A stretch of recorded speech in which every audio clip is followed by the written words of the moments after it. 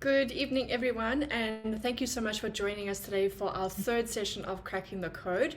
We launched this last year with our partners uAfrica to give everyone the opportunity to get together and learn the ins and outs of e-commerce through easy and consumable discussions with thought leaders in the industries.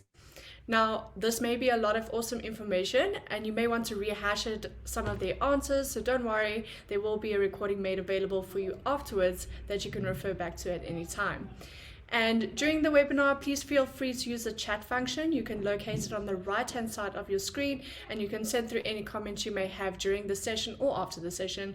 And at the bottom of the screen, you can also find a question tab, which we'll be using for a live Q&A at the end of our session. Joining me on stage is Danika from uAfrica, who is going to tell us a little bit more of our speaker for tonight. Hi, everyone. It's good to see so many people join us today. I know that Warrick is a very popular figure in the e-commerce space, so we're super excited to have him on board and share some information with us. Warrick and I have been working together for, it must be just over 3.5 years. He actually spoke at one of the first meetups that we organized, 4 years ago? So it's always good to have him on board for these kinds of sessions and any kind of events to learn from him and see what we can gain in terms of knowledge in the e-commerce space. Warrick, it is so good to have you here. Welcome. Thank you so much for having me. It is great to see you guys again and to see how many people have joined us this evening. And Danny, actually, I do remember just when you joined uAfrica and we met at one of your meetup events in Parkhurst. And yeah, it's been such a pleasure working with uAfrica. Yeah, it was. Yeah. And at the same time, to see the industry change so much over the last quick few years, because it really has changed, and thankfully for the better. There is so much exciting stuff in the space.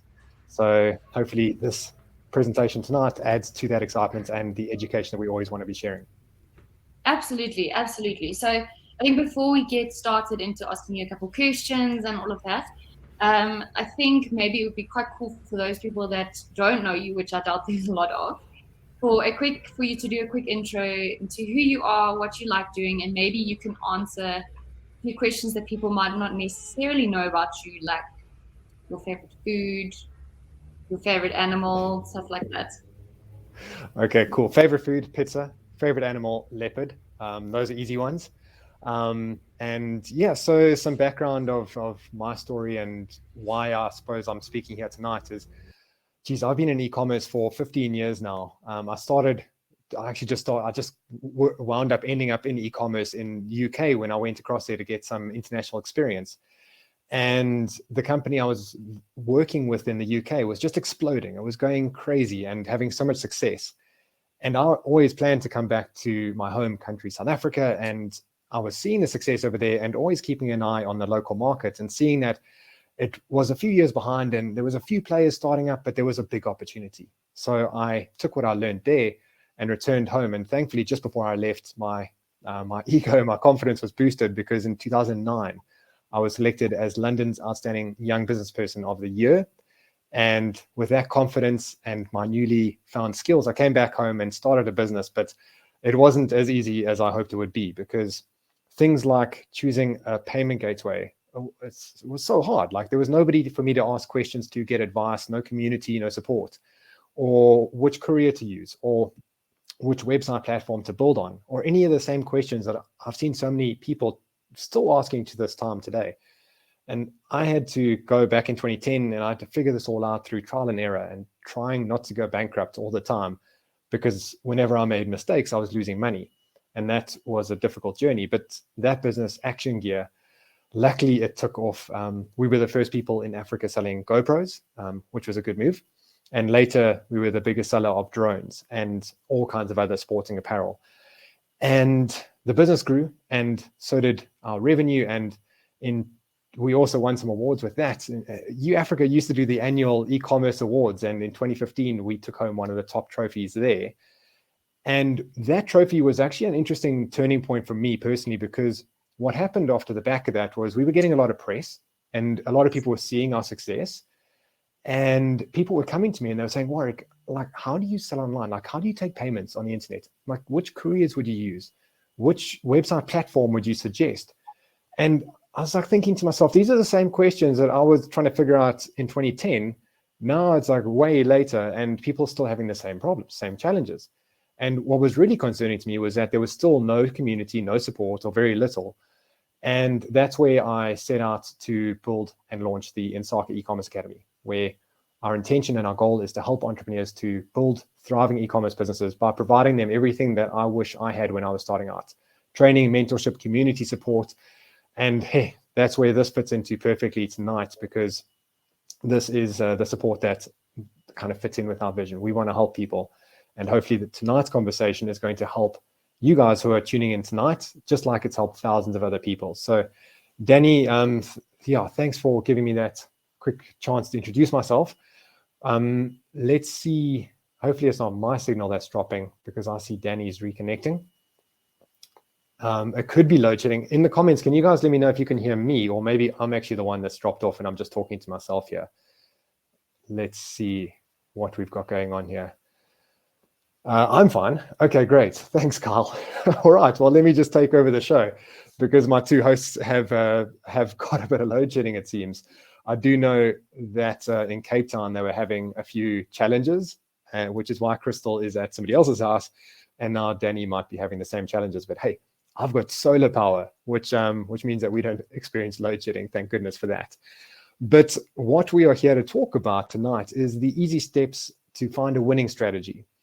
And hopefully Danny and Crystal can join me. Otherwise, we had planned what we were going to go through. And Danny's back. Sorry about that.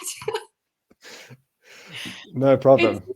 Crystal and I popped off at the same time because of the same reasons. How bizarre. Goodness, I'm so sorry about that. Where were we? I was preparing to take over the show all on my own, but now that you're back, we are back where we wanted to be, with the kind of the start of the kind of discussion, the presentation that we wanted to go through tonight. Awesome. So Danny, maybe you could lead us a little bit by going through what we want to touch on through tonight's conversation. Okay, perfect. I just wanted to touch on your intro. I'm always so grateful that people have the same mindset about e-commerce, and I know that you and I often talk about this, how good it is that people are so for building the e-commerce industry, and that always wholesalers who have put their name on this list, and it's available to you guys for free, and they are willing to work with you. So if you're in the market, you want to start selling online, and you're listening to this saying, yeah, geez, how do I find a good product? Like, we've tried our best to solve that problem for you, because we have training on how to find winning products on the website.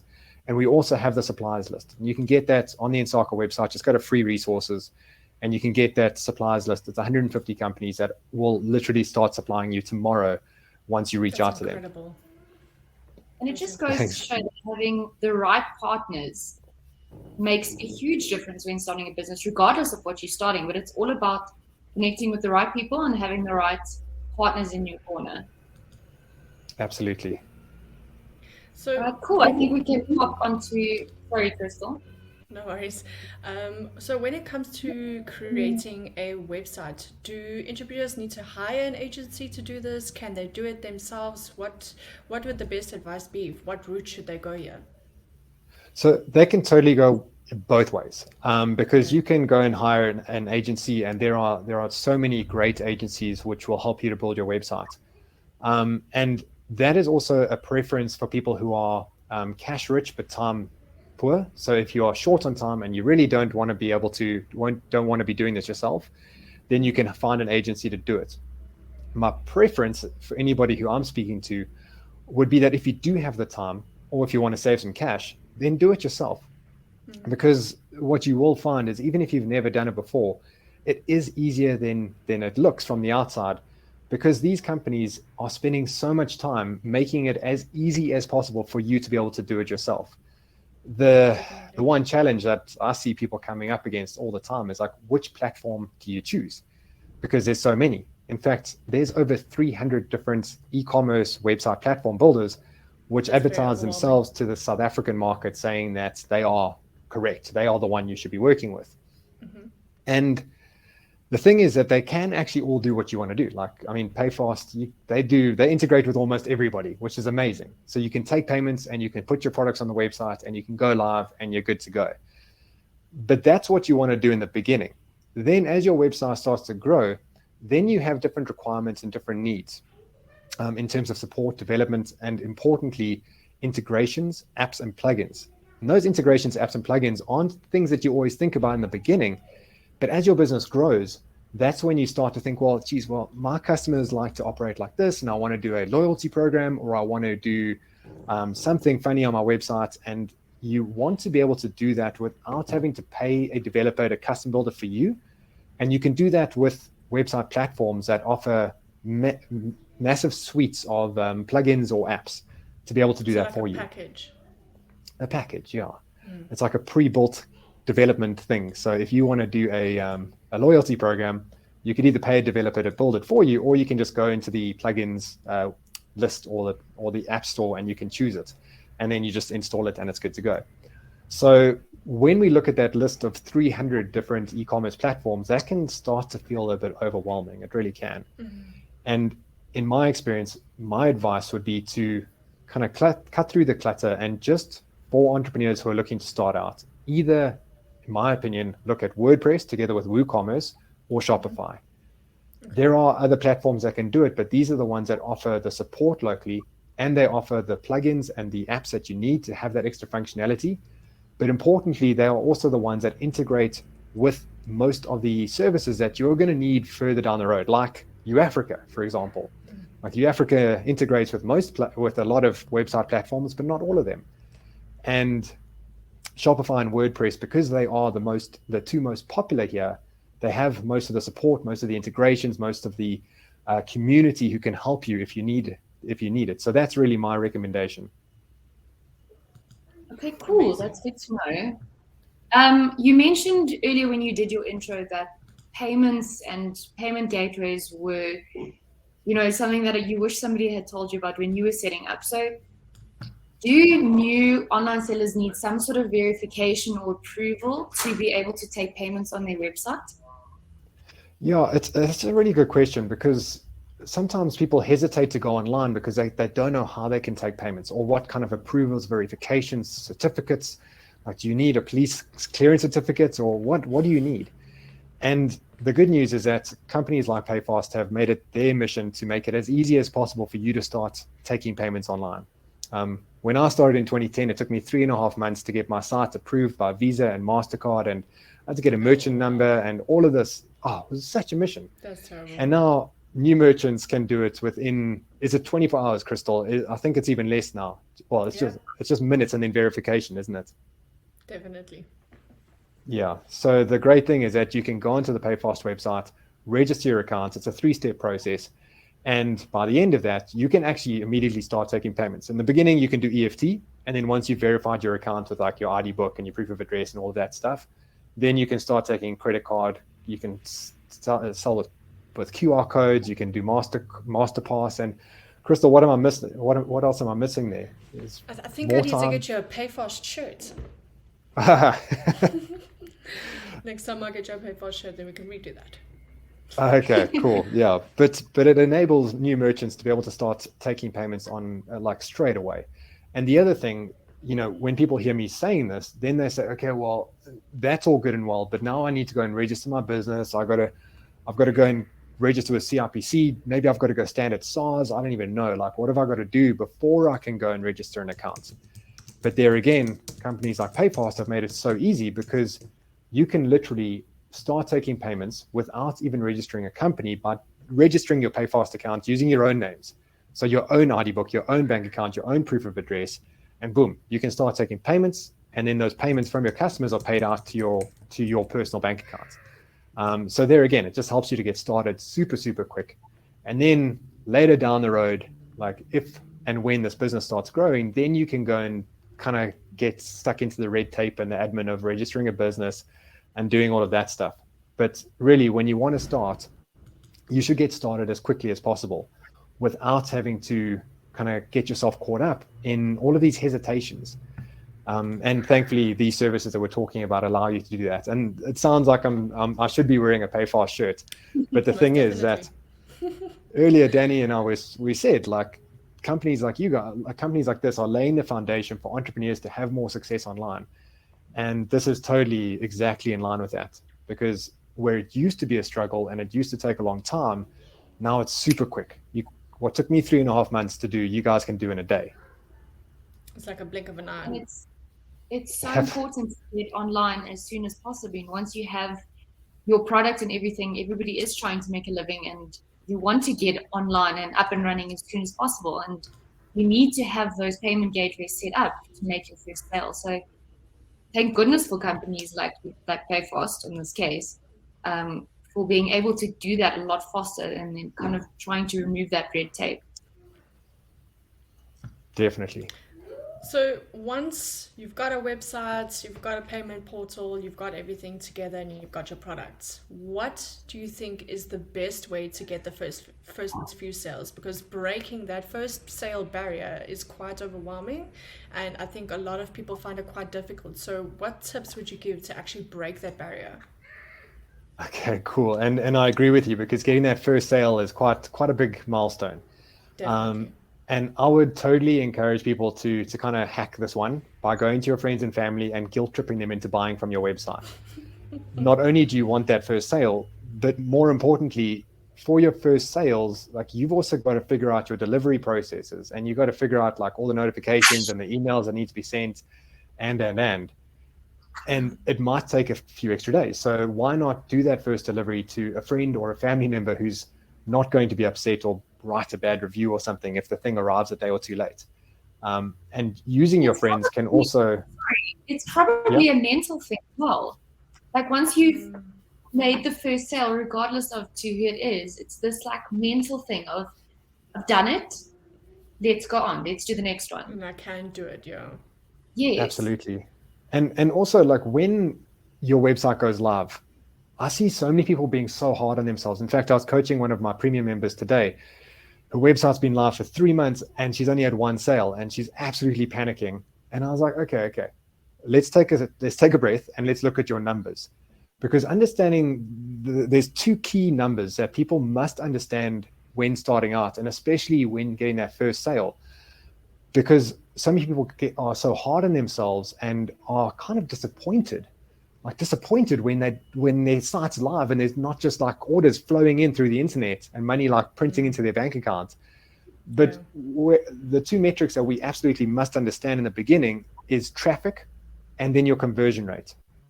Now, if you guys allow, if you don't mind, I'm going to dive into this for a second here, because traffic on a website is like a physical store. Like, you go, if you had like a physical brick and mortar shop, if you opened that store and nobody walked in the door, you would reasonably expect that you're not going to get any sales. Sales don't happen without visitors, without traffic. And your website is no different. So if you're not getting visitors to your website, you can't expect sales. And that's why it's important to know your numbers, to look at your traffic, and then to start managing your own expectations around how much traffic you need to get to start seeing sales coming through the website. Conversions, to start seeing those conversions. And in the beginning, when your website's new and it's maybe needs a bit of improvement and people aren't familiar with your brand and customers are shopping around, the conversions come slower than they do later on. And Shopify released a very interesting stat, being that on average, and like, Shopify has millions and millions of merchants selling on their website, and what they've seen is that on average, when a new store goes live, it takes 400 visitors to start seeing that first sale. Now, 400 visitors is an American stat. And in South Africa, our conversion rates, and I'll explain this all in a minute, is half, which means that in South Africa, we could reasonably expect that we need about 800 visitors, 800 people to come to our website before we're going to get that elusive first sale. But once that sale comes in, then, you know, that conversion rate does come back. So just like Kyle said in the comments there, like, wow, yeah, totally. We need 800 visitors. And when we know that number, then it's actually good news, because we can manage our own expectations, right? Like, when your website's live and you're looking at your stats, and these stats are very easily available in WordPress, Shopify, and all the others, then you can look at your traffic. And if you're sitting at 200 visitors and you haven't had a sale, don't feel bad. Like, let's go for more traffic. We need to do some link sharing. We need to go and kind of share it wherever we can on social media. We need to WhatsApp it to all of our friends that we think are interested. Let's run some paid ads. Let's start looking at different methods, search engine optimization, paid ads, to get traffic to our site, knowing that we need to get about 800 visitors on average to expect that first sale. That is crazy. That is like a stat I never would have ever expected. I mean, obviously I don't have an online store, but that's really insane. And that is an average. So some customers would need like way more, and some it might happen way earlier. I can just imagine how easily people get discouraged. Because that's a high number to get to. And then if it is higher, then you're wondering, well, what am I doing wrong? And wow. Yeah. And that's a big question to ask, like, what am I doing wrong? Because I said that there was two key metrics. So one is traffic, and the other, as Crystal said, is conversion rate optimization. So Leon's saying 800 visits per month. So 800 visitors from like the day you launch your site to the time you should get your first sale. And that's an average, just an average stat. So half of those will be robots on my site. Well, let's hope that's not being tracked. But once you are getting traffic on your site, and especially once you've got a first few sales that have ticked over, then we need to start looking at what Crystal mentioned, at conversion. Because this is another metric that a lot of online sellers, like, you see all these stats and you got all this information and you don't really know what to do with it. Traffic and conversion rates, that's the two that I want you to focus on. Let's get traffic, because just like a physical store, we need people to come into the store before we're going to get sales. But then how many of those visitors are converting to being paying customers? And in America, like if you ever research this, you'll see like, average conversion rate, 4-5%, that's amazing. South Africa's not there. We are working on an average conversion rate of about 1 to 1.5%. And what that means is that if you get 100 visitors to your site, once the site is more established, then you should expect maybe 1.5, 2 sales to come in.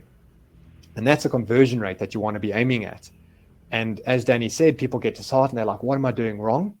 The answer to that question is either you're not getting enough traffic or you're not converting enough traffic to paying customers. Because once you know your conversion rate, and you're seeing, my site's converting at like 0.5%, you need to focus on your website. You need to focus on your pricing. You need to focus on the trust factors so that people who land on your site are more likely to buy from you. And that's why I really talk about these two factors so much.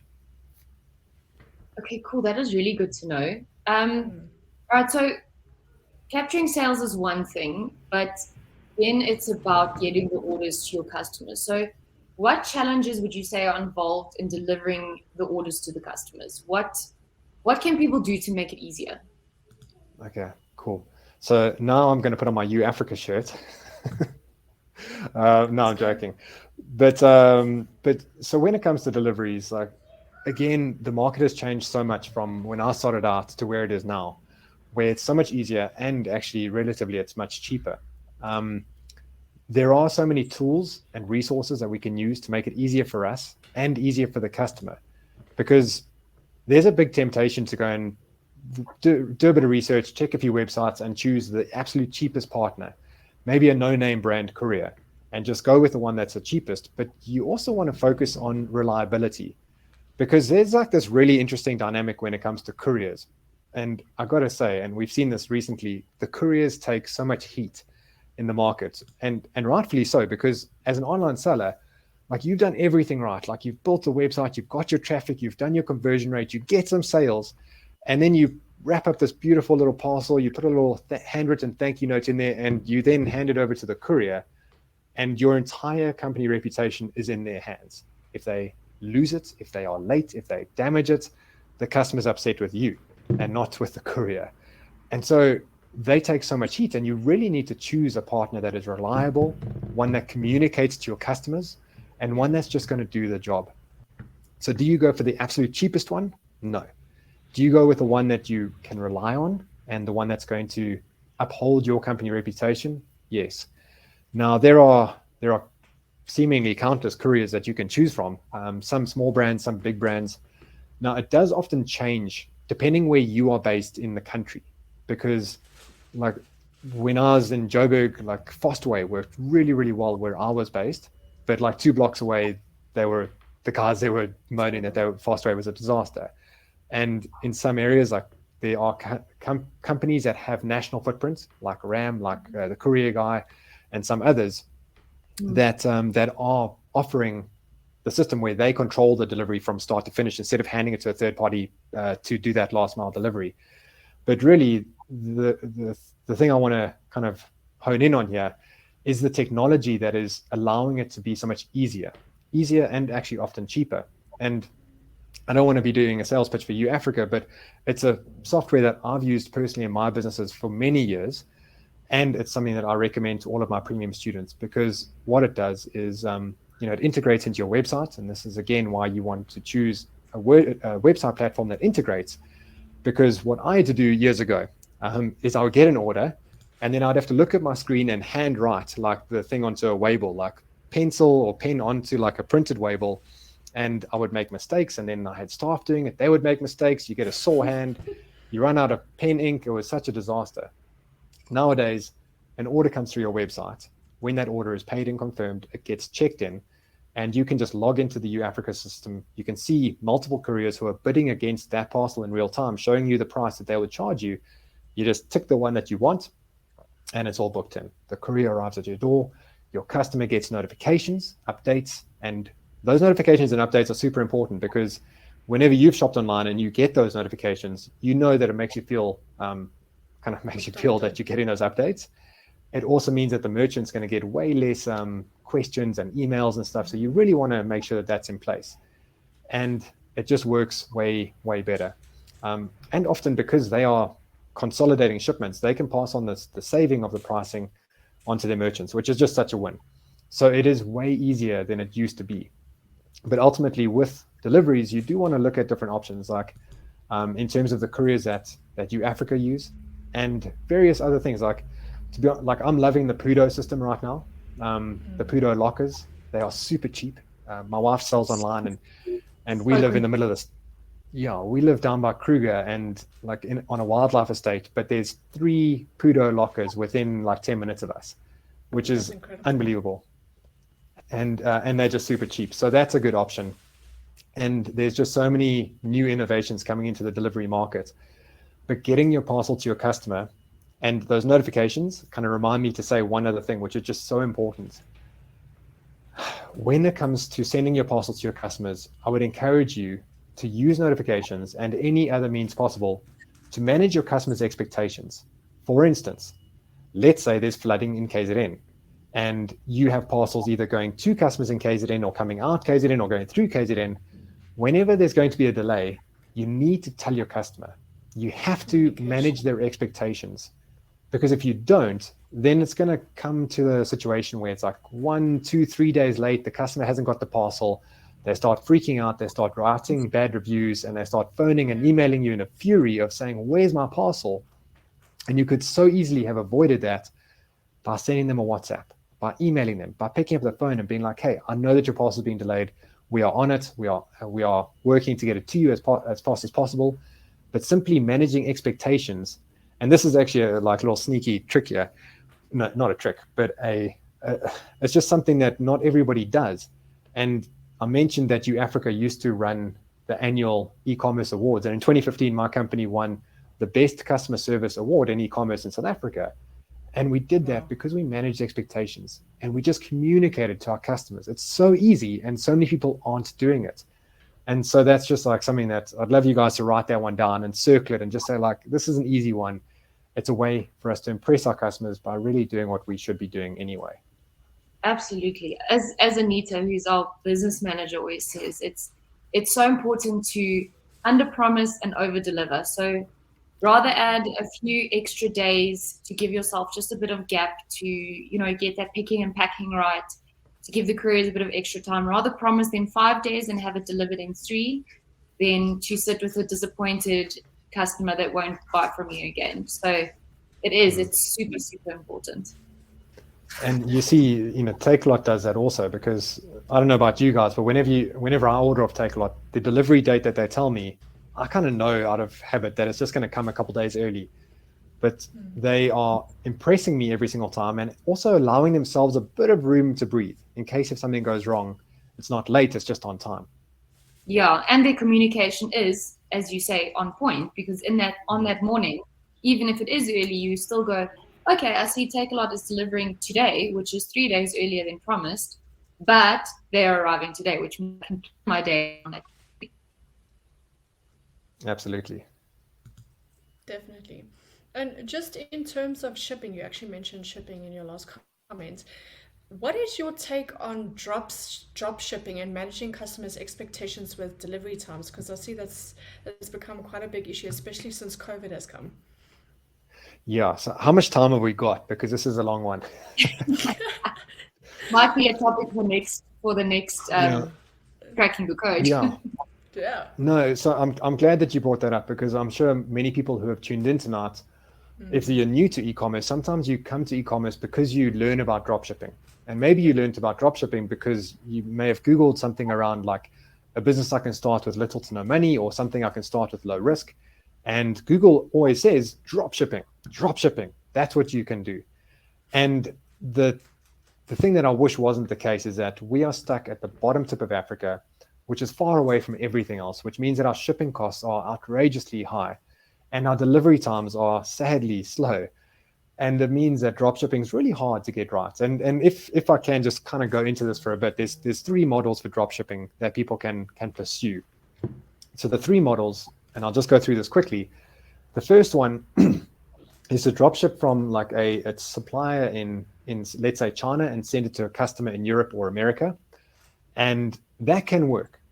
The challenge with that model is that there's a time zone challenge. In terms of customers from America message you, you're asleep, you reply the next day, they're asleep. And that we can overcome. But the bigger challenge is the level of competition that is existing within dropshipping in America, because there's a lot of people doing this and they've been doing it for quite a long time. So by the time you've researched and found, they're doing it really well. Yeah. So you might find this new widget, this new product, something that you're excited about. It's brand new. And by the time you've even put it on your website, there's like 100 other websites that are doing it also. And they aren't doing it to a cold audience or to a small email list. They've been doing this for a long time. So their Facebook tracking, their pixels are really hitting it. So they're on fire. So when they take the exact same product as you and they put it in the market, they can sell tens of thousands of pieces and you might be struggling to sell 1 or 2 of them. So the competition is really something not to be underestimated by looking at that. And to be honest, I am yet to find a single person in South Africa, who has built a sustainable business using this model of dropshipping from China into Europe or America, just because of the level of competitiveness. And I hope that we can overcome that. But for now, I'm going to say that while that is a strategy, it wouldn't be a good one just based on the fact that I can't find anybody in South Africa who's making money doing that sustainably. So the second model is dropshipping from China into South Africa. So this seems like something that we want to be doing because we can find something really cheap.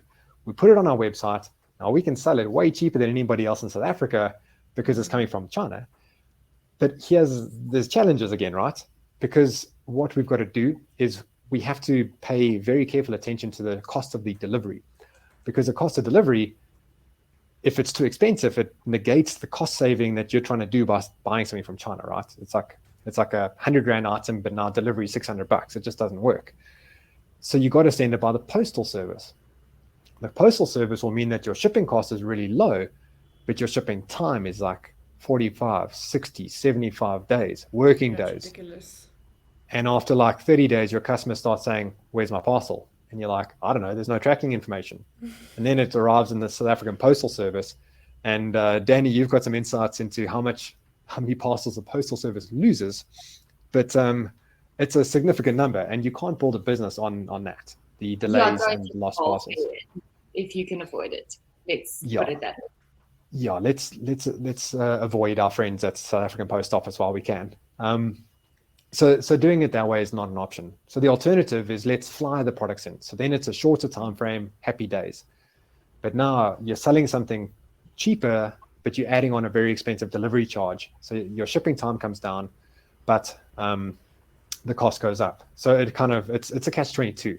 Now there is something that's changing in that space, because there's a service called Airpool, which is consolidating products in China and shipping one air container across per week. And that means that you can basically have a product from China to your customer or to yourself within 10 days. And the cost is not as cheap as a post office. It's not as expensive as couriering, but it kind of works in the middle. So that is a new innovation in the market. Another one of these nice changes that's helping to support entrepreneurs, which is awesome. And maybe that'll change that. Is that available already, or is that still coming in the future? It's already launched. So they are already running consolidated warehouses, consolidated containers weekly, which is awesome. Yeah. So that's quite fun. So I said that there was 3 models. So first one was shipping China to America. Second one was China to South Africa. The third one is drop shipping within South Africa by finding local suppliers who have products where you can go to them and say, look, you've got a warehouse full of products and I've got a website. So let me sell them. And then when I get an order, I will get it collected from you, or we'll get it shipped from you straight to the customer. And that is a model that does work. That is a model that absolutely works. But, and I see Leon that says that's what I do, which is awesome. And I bet you Leon would agree with me that the challenge here, and this is not a challenge that is not one that we can't overcome, but the biggest challenge here is working or finding suppliers that are willing to work with us, because this all comes down to reputation and trust. And again, this is a long story. I'll try and cut this one short, but in South Africa, we have a challenge around pricing, specifically price fixing, and the fact that it's illegal to price fix. And why this becomes important with drop shipping is because the wholesalers, like, let's say, I don't know, the guys who distribute hiking backpacks, they've spent the last 15, 20 years building a company, supplying those hiking backpacks to the likes of Sportsman's Warehouse, Cape Union Mart, these companies who buy in bulk, put it on the shelf, they've invested money in the stock, and they sell it. Then they get a drop shipper knocking on the door saying, hey, I want to sell this stuff. And if they work with you, there's a chance that the drop shipper could lower the price. And even if it's a little bit, as soon as they drop that price, they're going to get a phone call from Cape Union Mart and be like, hey, what's going on? There's this website that's like dropping the price. And the kicker is that in South Africa, because of price fixing laws, the wholesaler cannot phone you and say, can you put your price up? Because that's illegal. So they can't do that, which means that they will not work with anybody that they don't trust. They need to have that kind of relationship, the rapport, to know that you're not going to drop the price unless if there's a promotion or something that you've agreed on. But if you're going to be that company, that person who drops the price, you're going to very quickly end up without a supplier. And that is actually why suppliers in South Africa don't want to work with drop shippers. But just like Leon, I bet you what Leon's done is built a relationship with a supplier, gone in there. Maybe it's somebody that you knew, you've had a working relationship with them, or you've taken them for dinner, you've wined and dined them as much as you can and said, like, I'm trustworthy, I'm reliable, let's work together. We'll do promotions when we do promotions, but you can trust me. And you take their products, you put it on your site, and it is absolutely a model that can work. It's something that's worth working towards, because, hey, at one stage I had 35 dropshipping suppliers all running like clockwork, and it was a dream. It's an absolute dream, because the big benefit here is that you don't have to put any money into the stock. You only pay for it once you've actually sold it. So you actually get like the money before you even pay the bill, which is awesome. Yeah, dropshipping is one of those tricky things that you either get it right or you get it completely wrong. It's a tough thing to master, but those who have mastered it do it very well. But I do think that, like you said, I mean, how much time do you have?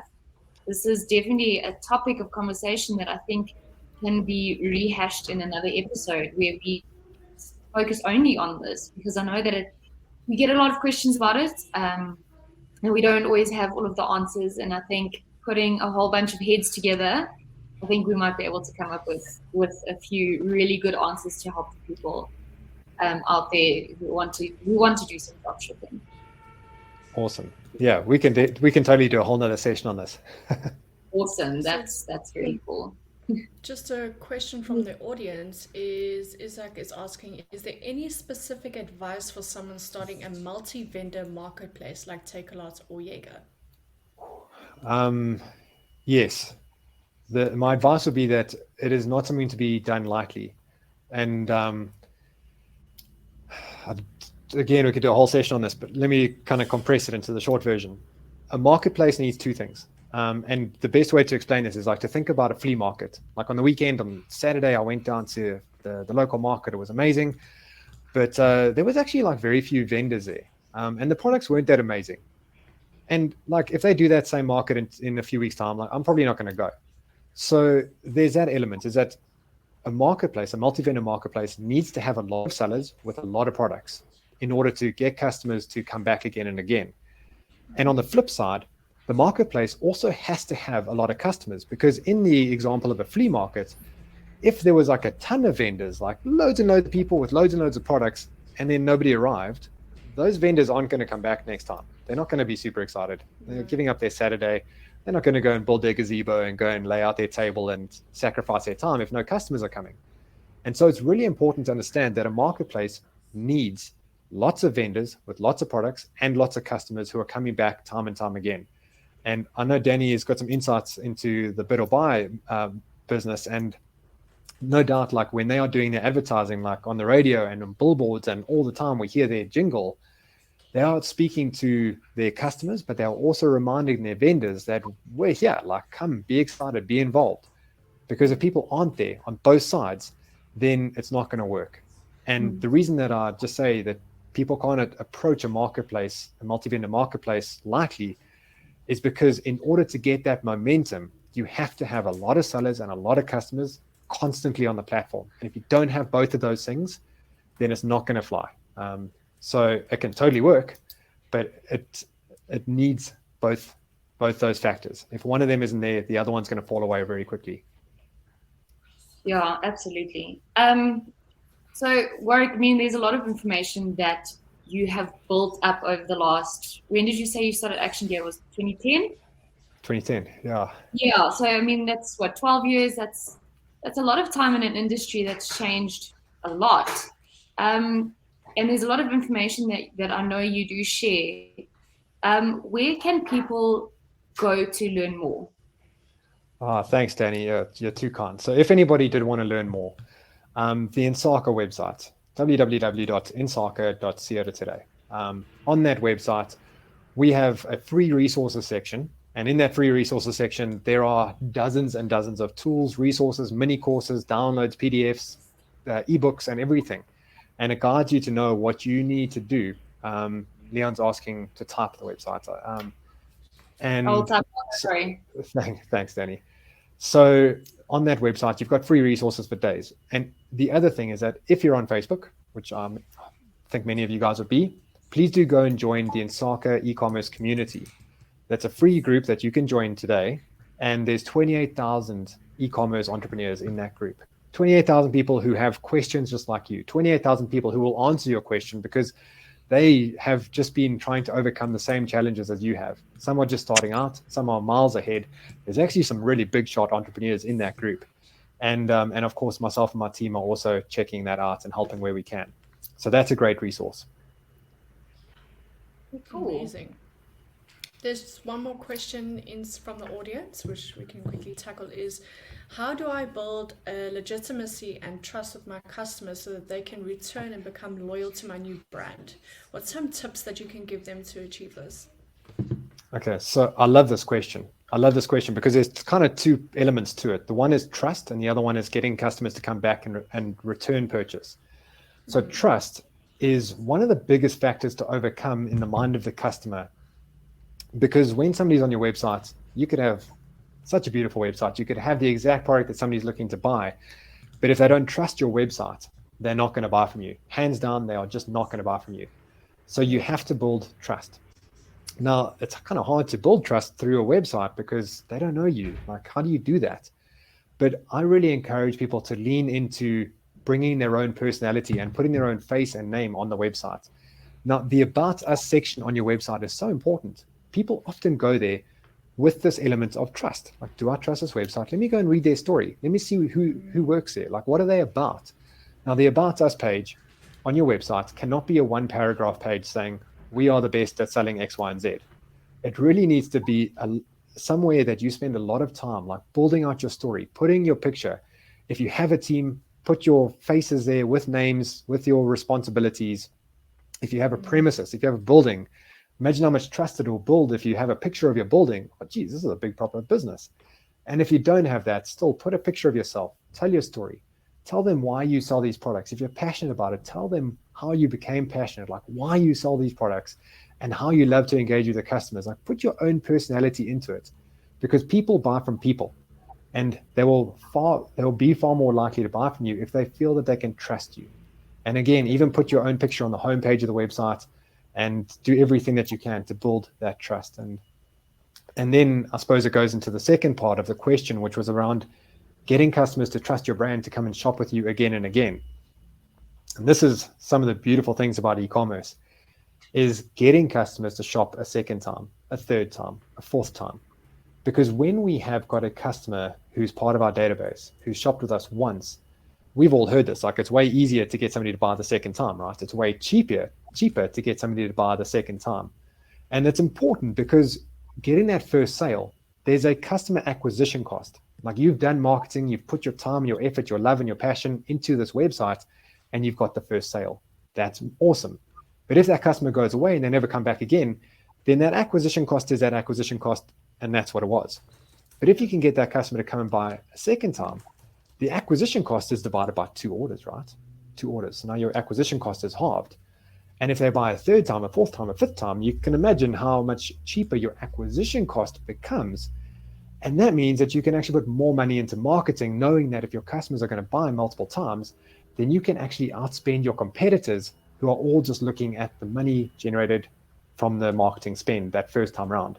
And that's where you can get pretty advanced. And it's really important, just like this person's asked, to get customers to shop a second time around. So what can you do? Here's some tips. Firstly, let's put a flyer in the box that offers them a 10% or a 5% discount for their second purchase. Because yes, we don't really want to give away profit. We don't want to give away discounts. But if you understand that the acquisition cost is now halved, then let's give them that discount. Let's get them to buy the second time. Let's get them on our email list. Let's re-engage with them. Let's send them an email, because if they bought the new drone last month, then maybe there's some accessories. Hey guys, did you see there's new accessories for your drone? There's new batteries. Do you need another battery? You probably do. You need another battery. Let's do a special on the batteries. Let's get you some accessories. Oh, the new version launched. Did you see this? Like, yeah, if you are a returning customer, we'll give you a bit of a discount, or we'll let you go on a waiting list so you can be the first to purchase. Do the emails, get them into your socials, get them into your environment, so that they're seeing you on Facebook, Instagram, on emails, they're visiting your website. And that is how you build that relationship through a computer. And you actually build the rapport, you build that trust, so that they will come and trust your brand enough to want to shop with you time and time again. That is awesome. And that's really, really important. Cool. I love that question. I don't know if there's any more questions coming through. I can't see any of the comments on my side. You've got to love some technical difficulties. So we have Beverly. She's asking, what do you think about WhatsApp comms as opposed to emails to customers? So I love it. Absolutely love it. And I would say not as opposed, but as well as. So emails and send them everywhere. So if you can capture the customers' their details, let's get as many touch points going as possible. Now, WhatsApp is really powerful, because if you're anything like me, you read every single WhatsApp that comes into your phone. Emails, maybe you just archive it, maybe you don't, maybe you do. But WhatsApps have a great open rate, which is really cool. But getting those details, and Beverly actually commented above in a higher comment to say that I'm working on building my client base, which is such an amazing thing to do, Beverly. Because one thing that we need to recognize is that your email list, and hey, your WhatsApp list as well, if you can get their contact details, that's one of the only digital assets that you're ever going to own in your business. Because you could be working with Facebook. Like years ago, everybody was like, oh, please like me on Facebook, like our page. And then Mark Zuckerberg's like, oh, that doesn't count anymore, tough luck. And all of that work went out the window, because you're playing in somebody else's sandpit. But with your email list, if you're working on MailChimp and you don't like MailChimp anymore, you can go to Klaviyo and you can just export it. It belongs to you, and that is your own digital asset. Now, I often say something that I think you guys, this would be a great thing to write down, is that the future growth of your sales for an online business can be determined by the current growth of your email list. So the future growth of your sales can be determined by the current growth of your email list. If your email list is not growing right now, don't expect to have growth in sales later. And it's just such a wonderful way to have communication to people, because on Facebook, if you want people to see your ads or your posts, you need to pay. With emails, if you've got their details, if you can WhatsApp them, you can email them, then you can communicate with your customers continuously, and you can get them to come back to your site, to come and shop with you again. Give them specials, tell them about your Black Friday deals, tell them about everything you're doing. And that is how you kind of build a successful e-commerce business. Absolutely. Incredible. We have another question who says, it's Leon. He says, how do I get them to buy from my site instead of having me deliver and accept cash upon delivery? That is a super interesting question, because getting them to shop on your website is going to be far more scalable than relying on you kind of making a delivery to a customer. So I would encourage you to really try and push people to do that. But I also understand and empathize that some customers and some products, people want to pay cash on delivery. But the very reason that people are doing cash on delivery either tells me that your products are very low priced, so it wouldn't warrant to have a delivery cost on top of it. You know, like if you buy an item for $50 and you have to pay 75 Rand for delivery, then it doesn't work out. But if the product's prices are higher and they are still asking you for cash on delivery, it's probably because of a trust issue. Yeah. Maybe they're looking at your website and being like, I don't trust this website enough to put my credit card details into it. In which case, I'm asking you to deliver to me, and when I've got the product, I'll give you cash. Yeah. And that's probably a trust issue. So I don't want to call you out, Leon, but maybe take a look at your site and ask people to give their opinion on it. Like ask your friends and family to give you true feedback on that website, or even better yet, take your website, paste the link or share the link in the Insaka community on Facebook and say, hey guys, what feedback do you have? Because people do that all the time. And you'll get dozens and dozens of comments from other community members who will help you with trust factors, with, I don't know, whatever they can suggest that you can improve on your site. Yeah, I think it's quite important to get constructive criticism from the people who are actually buying from you. They'll be as honest as they come, and then you at least know where you need to target as well. Yeah, and something else that I think Leon could look at is a service called TradeSafe. So their website's tradesafe.co.za. And in the event that customers don't trust your site enough to purchase on the website, then you can use TradeSafe to just bump up your trust factor really quickly, because what that does is that it allows a customer to pay into escrow and hold it there. And when the delivery's been made, then the money gets paid out to the merchant. So that's an escrow service that can also deal with the trust factor. But really, if people are asking for cash on delivery, it's not scalable at all. And you want to use e-commerce for what it's meant to be, to have a scalable business that you can service customers right around the country, even right around the world. Absolutely. Great. That's no more. Okay. Carl is asking for quick top 3 tips. And 1, 2, 3, go. Oh my goodness, that's putting me on the spot. I've shared a lot of tips already. Come on, guys. Top 3. Okay, so top 3. So let me start with the major one. That kind of, I'll start with 1. Okay, and then see what else comes to me. So number 1, don't hesitate to get started. We've already told you that the payments are easy, that the deliveries are easier than ever before, that you can build your own website even if you think it's super hard, give it a go, because you might find that you can actually do this. Don't hesitate to start. Just get started. Momentum creates more momentum. And so many people are sitting on the sidelines watching this e-commerce industry grow and thrive. And maybe you were thinking about e-commerce, hey, even before COVID hit, and then you saw, there's COVID and e-commerce just exploded, and you're still sitting on the sidelines. When is the right time to start? Right now. Don't hesitate. Don't wait. You'll never be in a situation where the timing's perfect. So if you're waiting for everything to fall into place and to have the time and to have the everything in place, that time's not going to come.